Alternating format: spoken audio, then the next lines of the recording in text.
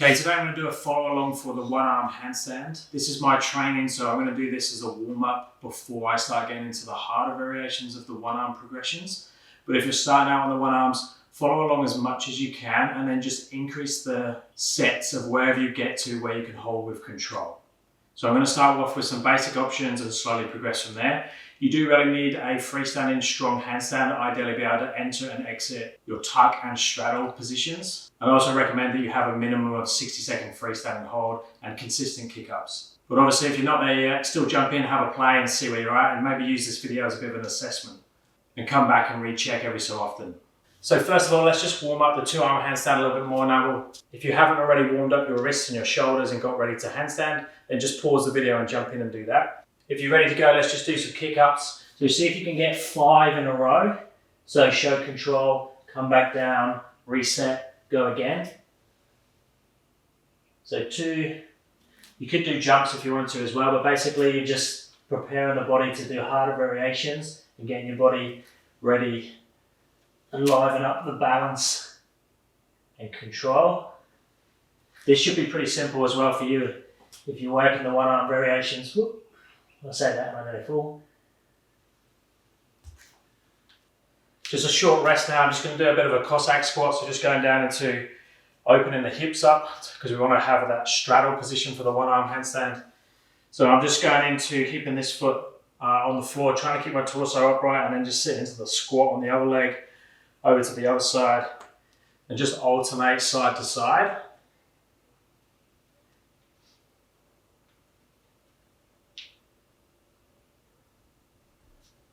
Now I'm going to kick up to handstand. I'm just going to go in between straddle and straight. So I'm going to show control in the straight position. Going to open to straddle, locked knees, pointed toes, come back again. So we just want that so our body acts as one segment as we do it. So we don't want one leg doing something different to the other. And we want to be able to find that strong straddle position and reset, open hip back to the straight position.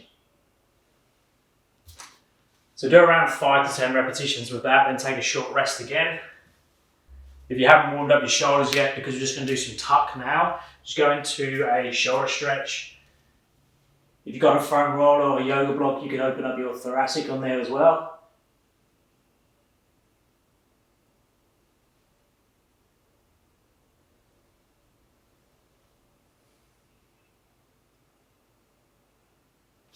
And then just a few transitions from your squat position to your standing pike.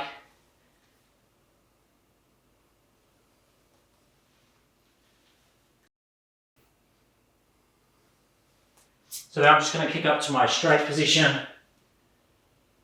and pull down into my comfortable-ish tuck position, straight back to your straight. I say comfortable-ish. Once we position that you can feel your shoulders, traps, upper back having to work, but you can still enter and exit the position.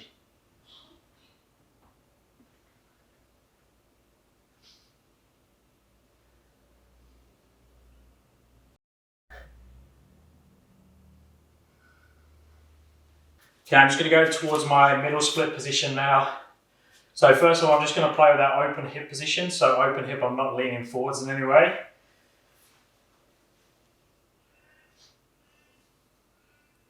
Then once I feel like I've got my maximum distance there, I'm going to start to allow the hip to close slowly, go a little bit deeper into the position. So you should be able to get quite a bit deeper in that position. And then I'm going to push the hip forwards.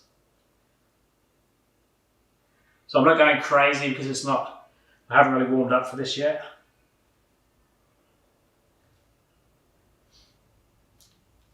Okay, then I'm going to come back out.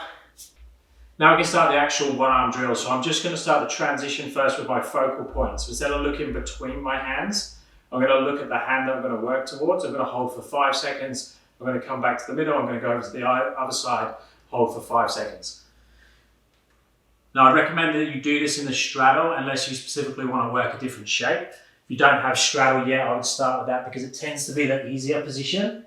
So enter your handstand, go to straddle, focal point, so looking at in between the thumb and the index finger on that right side. Hold for about 5 seconds. to center, back to your normal position, to the left, 5 seconds, between that thumb and index finger, making sure your body tries to stay in one segment. Come back to the center, show control, back to straight, show control, come back down. Now, like I said earlier, if that was a struggle for you, just stick on that one for a few more reps or sets until it starts to feel comfortable, because you want to think of these as like layers. Get comfortable with the one layer, add another one on top and another one on top. If you start to struggle at the bottom, it's going to make you unsteady and you're going to fall out of the handstand. Okay, now I'm going to go down to my pancake position. So whichever version is comfortable for you, raise the hips up if you're not so flexible in this one. Now, because we are working towards deep straddle position, I'm going to try and go wider with the feet. So as wide as I can there, but also come forwards towards my pancake. And just spend a little bit of time there resting.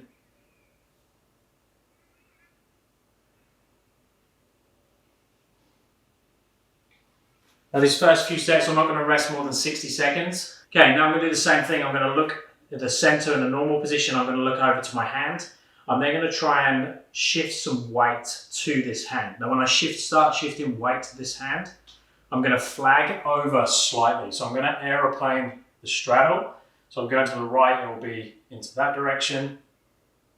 At the same time, I'm actually going to push the shoulder and the torso back towards the midline. So what I don't want to do is take my shoulder and torso this way, so my shoulder now is not on top of my hand. I want to make sure that I push back as I transfer across. So instead of going like this, I'm going like this. I'm actually pulling in with this side to get underneath the hand. And again, hold that 5 to 10 seconds, not too much weight transfer. I'm going to swap over and go to the left side now. So kick up to straight, over to straddle, focal point, make sure that's there. Tip, transfer some weight, pushing with that left shoulder and torso to the midline as I transfer some weight to the left, 5 seconds. Come back, show control in that middle. Same thing on the right, focal position, transition some weight. Hold, pushing in to the midline with the shoulder and the torso. Come back, show control, go back to straight. I'm just going to go into a butterfly stretch. So I'm going to pull my heels towards my hips towards my heels. Going to try and pull myself upright, go up against the wall if you need to. I'm going to push the knees out towards the side. Just hold in that position. You can do little bounces if you want to, but again, I'm not stretching crazy today. I'm just going to use this as my rest between the sets. Okay, next I'm going to do the same thing, but I'm going to go up onto fingertips. So I'm going to look at the hand, transfer the straddle, and then I'm going to come up slowly onto my fingertips. Now I should feel there's less weight in the fingers here, and I also want to try and bend the elbow. What I don't want to do is this shoulder to be affected too much. So I don't want to shift the shoulder up so it's now higher. I want to try and lift that up so there's little or no movement in this shoulder. Again, I'm going to hold 5 to 10 seconds, then I'm going to reverse it back down, come back to that center, show control. Now what you might need to do now is separate the sides. So you might need to do one side, a little rest, do the other side. But ideally, you do them together like this. So I go into my straddle position, I look at the hand, transfer, make sure that right shoulder doesn't go out to the side. Shift without moving that left shoulder up. Hold 5 to 10 seconds, come back down. Come back to the middle, show control, look over to that hand, shift the straddle, shift the weight, up onto fingertips, try not to let that shoulder go out, don't let the other shoulder lift, 5 to 10 second hold, come back down, back to the center, show control, legs together, come back down with control. Now I'm guessing most of you will be around that. You might find yourself falling out. Now if you do find yourself falling out all the time, then don't go up onto fingertips yet, or separate the sides, or if you've got someone that understands the positions, you could have a light spot, or you could use the wall in some way. But if you use the wall, just video yourself and make sure it looks the same as it does when you're freestanding. A lot of times if I try and demo something on the wall, I never learned the one arm with the wall, so when I try and demo on the wall, I go into a funny position that's not the same as what I do when I was freestanding. I'm going to go back into my middle splits again because I want to try and open up that straddle a little bit wider. So starting in the open hip position, so hopefully now it should be a little bit deeper. And then from that open hip position, I'm going to go down to a little bit more of a closed hip position. I should be able to get a bit deeper now. There also, and then I'm going to try and take the hip forwards and the torso upright as best I can in that middle split position. Okay, next progression, I'm going to now take, instead of 5 fingers, I'm going to reduce the fingers. Now don't think that when you reduce the fingers, you're actually reducing the weight, because ideally all the weight should be out of this hand already, and all you're using this hand for is to help with the balance. So I'm going to try and reduce the fingers. Ideally, I'm going to go 5 and go up to like 2 or even 1, and that one finger is just helping me balance. I'm not turning it into a super strong finger. So light finger on the floor ideally. Again, if you're not up to that level, stick with the 5 fingers, stick with just the weight change, or just stick with the head change position. So I'm going to go opposite side again first. So I'm going to start with the left side, kick up to straight, go to straddle, focal point, weight shift, try and keep that shoulder in, fingertips, one finger, back down, recenter, back to the middle, over to the other side, same thing, fingertips, one finger. Good. Nearly lost it over the top, come back, show control, back down again.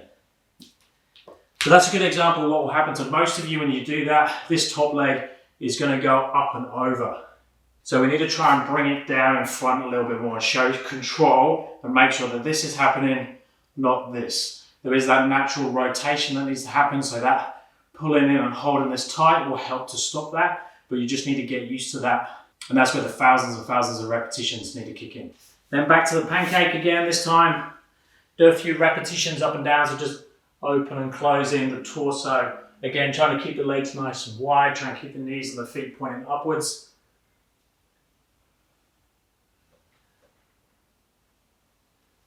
Okay, then we're going to go into the final one.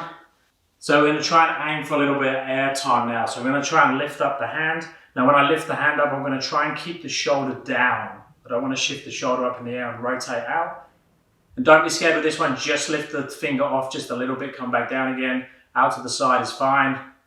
Just remember when you go out to the side though, you are creating a slightly bigger base of support, so it might mean that you're actually leaning on this finger a little bit too much. So just make sure wherever this hand is, that it's very, very light and it's just helping you with your balance. It doesn't have lots of weight in it, especially if you're going to try and lift the hand.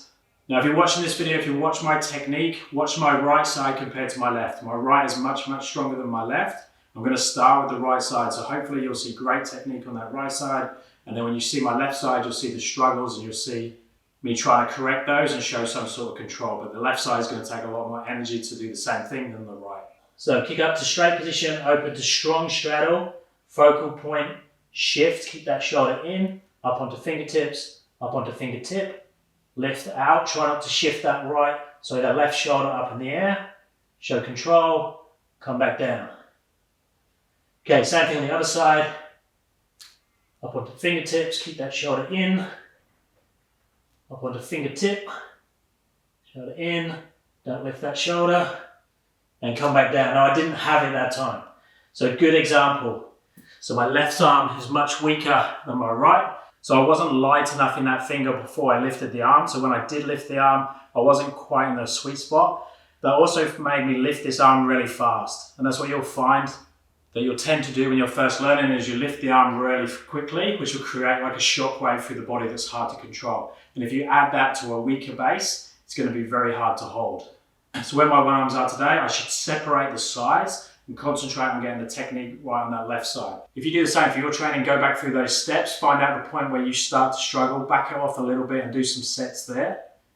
And if you do that every session you do on a one arm, because you can guarantee that one day your one arms are going to feel great and you can increase the intensity and level, and then another day they're going to feel like poop, so you need to pull them back and do slightly easier variations. Let me know down in the comments if you have any questions regarding the one arm or any other training. And next video I'll do another Q&A on the end of the video. Thumbs up and subscribe would be appreciated, and I'll speak to you next time. Thanks guys.